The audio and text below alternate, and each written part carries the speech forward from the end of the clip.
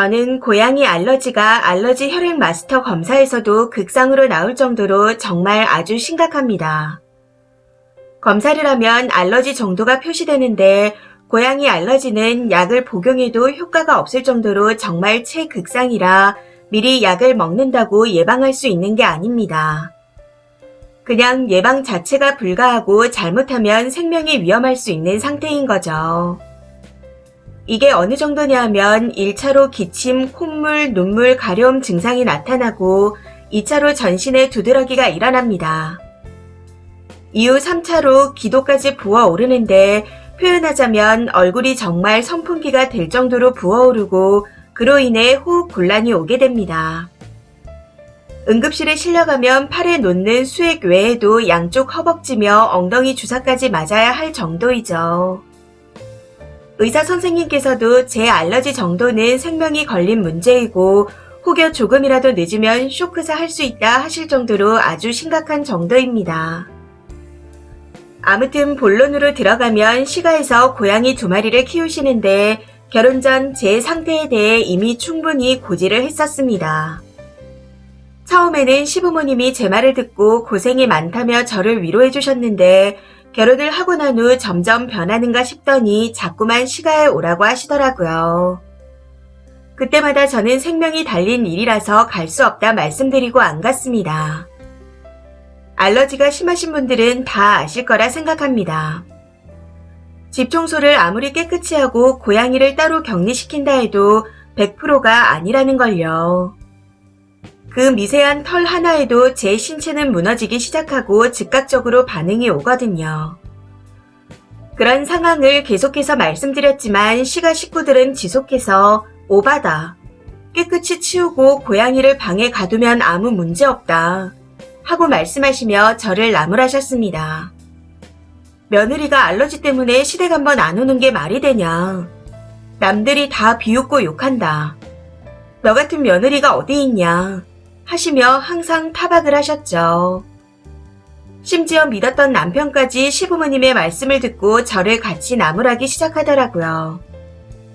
참다 너무 빡쳐서 시부모님과 남편에게 나는 분명 내 상태에 대해서 사전에 말씀을 드렸다. 그런데도 자꾸만 강압적으로 오라고 한다. 그래, 그럼 시댁에 가겠다. 대신 내가 갔을 때 문제가 생기면 전부 다 소송 걸고 이혼할 거다. 하고 엄포를 놓았습니다. 더 빡치는 건 제 말에 시부모와 남편이 너무나도 당연하게 알겠다고 했다는 거죠. 마치 제가 시댁에 가기 싫어서 거짓말을 하고 있는 사람이라고 생각을 하는 것 같았습니다. 아무튼 저런 말을 내뱉었을 때 저는 이미 이혼을 결심한 상태였기에 그래, 어디 한번 두고 보자 하고 도끼가 차오른 상태에서 시댁으로 갔습니다. 제가 집에 들어서자마자 시어머니가 거봐라, 괜찮지 않냐 하며 호들갑을 떨더니 이내 조금씩 증상이 나타나는 게 눈에 보이는지 표정이 점점 변하기 시작하더군요. 결국 그날 그렇게 시댁에 갔다가 30분 만에 119를 불러 응급실로 가게 되었습니다. 응급실에서 처치를 받고 정신을 차리고 난 후 바로 친정 부모님께 연락을 드렸고 병원에 오신 부모님께 그동안 있었던 일들과 현재 상황에 대해 다 말씀드렸습니다. 모든 사실을 다 알게 되신 부모님은 그 자리에서 남편과 시부모님에게 쌍욕을 퍼부으시더라고요. 그러면서 니네 다 소송 걸 거다. 이건 사람 목숨이 걸린 일이었다. 결혼 전부터 우리가 딸아이의 상태에 대해 충분히 얘기를 하지 않았었냐. 결혼하고 나서도 딸애가 계속 말했다는데 자꾸만 강요하는 통에 이렇게 된 거니 강요죄와 고의적인 살인 미수로 고소할 거다. 법적으로 걸 수 있는 모든 걸 다 걸겠다 하고 소리를 지르시는데 정말 난리도 아니었습니다. 그 길로 저는 친정으로 와서 지내고 있는 상태이고 아빠께서는 변호사를 고용하셨습니다. 이혼 소송 외에도 남편이란 인간과 시부모에게 별도로 형사소송까지 하셨고 이런 사실을 알게 된 그쪽 집안 사람들이 아주 난리가 났습니다. 변호사님 말씀으로는 그간의 카톡 내용과 녹음 내용 증거들을 바탕으로 협박죄는 불가능하지만 강요죄를 비롯해서 고의를 기반으로 한 살인 미수는 가능할 것 같으니 해보자고 하시더군요. 살인 미수가 불가하면 상해로 걸든 해볼 수 있는 건 다 해보자고요. 여기서 오해하실까봐 덧붙이자면 그간 단순히 시가에 방문하라는 강요만으로 이런 일을 벌인 건 아니었습니다. 제가 얼마나 많은 타박과 강요 그리고 무시를 당하며 살았는지는 글로 쓰자면 너무 길어져 다 쓸 수 없는 지경입니다.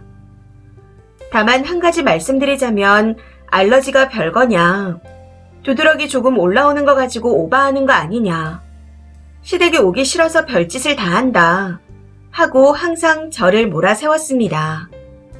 그때마다 제가 저 진짜 죽을 수 있어요 하고 사정사정 했었고요.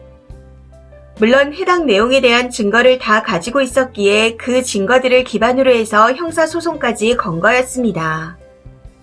단순히 한두 번의 건수로 이렇게 된 건 아니니 오해는 말아주셨으면 하네요. 아무튼 소송을 걸고 나니 이제 와서 잘못했다 빌며 사정사정을 하는데 저는 이미 마음을 굳힌 상태입니다. 그간 저를 압박한 것과 강요하는 내용들을 다 증거로 가지고 있고 제가 시가에 가서 알러지로 문제가 생기면 이혼하겠다는 음성 녹음 파일도 가지고 있습니다. 거기다 병원 기록도 다 가지고 있고요. 저는 절대 여기서 그만두지 않을 겁니다. 현재는 시가 사람들이 다 크게 엿먹으라고 정신과도 다니고 있습니다. 그냥 제가 할 수 있는 모든 걸 다 하고 있어요. 입으로만 잘못했다 말하는 수준이 아니라 본인들이 한 짓이 한 사람을 죽일 수 있을 만큼의 잘못이었다는 걸 뼈저리게 느끼게 해줄 겁니다. 어찌 인간이란 것들이 한 사람의 인생이 파탄날 정도로 몰아붙이며 이리도 독하게 만드는지 정말 가만히 안 둘 겁니다. 제가 돈이 아쉬운 것도 아니기에 합의는 절대 없을 것이고 무조건 그 집안 식구들에게 범죄 기록이 남게 할 겁니다.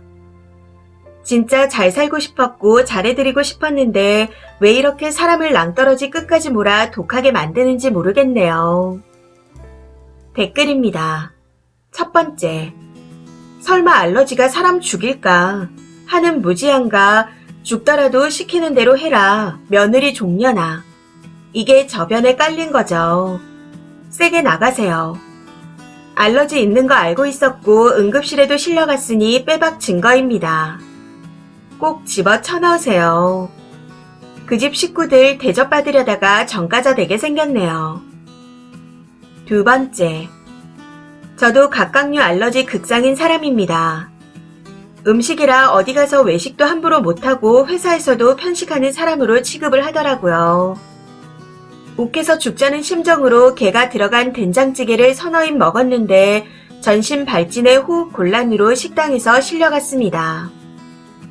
다음날 출근하니 편식쟁이로 몰아가던 39살 가장이 저한테 그 정도로 심하다고 왜 말 안 했냐, 괜찮냐 하며 개소리를 하더라고요.